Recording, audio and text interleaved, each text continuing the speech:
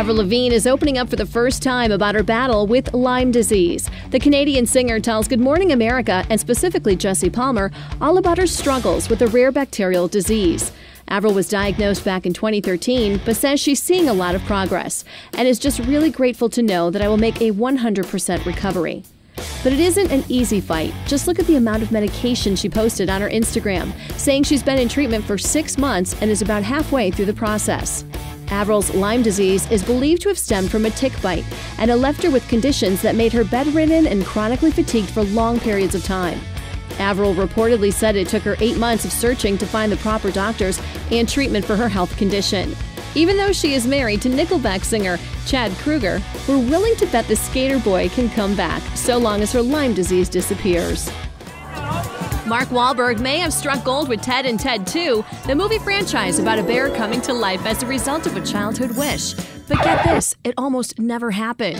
Wahlberg told Men's Fitness he had some doubts signing on to do the flick because of its outlandish premise, and his wife Rhea wasn't convinced him starring in the first Ted was such a good idea.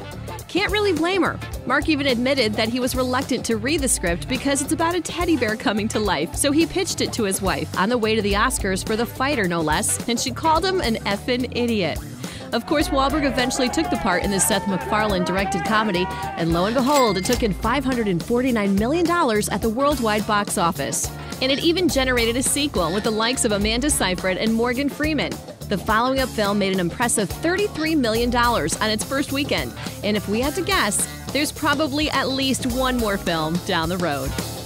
While we should probably leave Wimbledon to the pros like Venus Williams, Andy Murray, and Maria Sharapova, these celebs love to hit the court for a relaxing way to get their sweat on.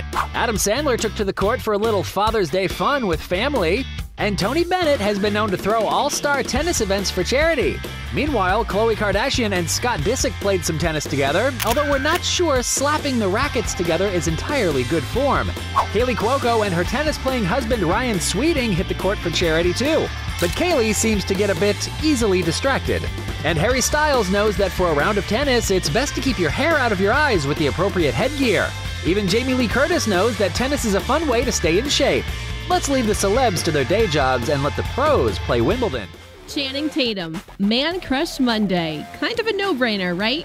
And since the 35-year-old and his six-pack abs are coming back to the big screen in Magic Mike XXL, we're going to celebrate him every chance we get.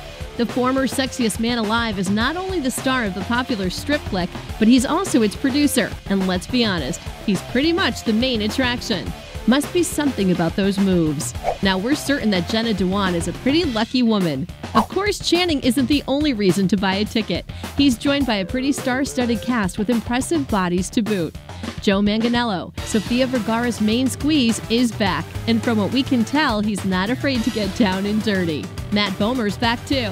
In fact, he joined Channing on the Magic Mike float at the LGBT Pride Parade in West Hollywood. Yep, add all these guys together, and you got one hell of a magic show. Emelia Clarke proves she's just as tough in real life as her various kick-ass on-screen alter egos. The Game of Thrones star stepped out for the premiere of her new movie Terminator Genesis, despite the fact she has a stress fracture to her hip and has been walking with crutches. Wearing a black and white striped gown, the pint-sized on-screen princess looked every inch a leading lady after hobbling her way onto the red carpet. Showing no signs of pain, the rising star smiled and waved to the huge crowd of fans that were all desperate to catch a glimpse of her and her co-stars. Joining Emelia at the event was a real star of the show, Terminator legend Arnold Schwarzenegger, who looked very pleased to be back.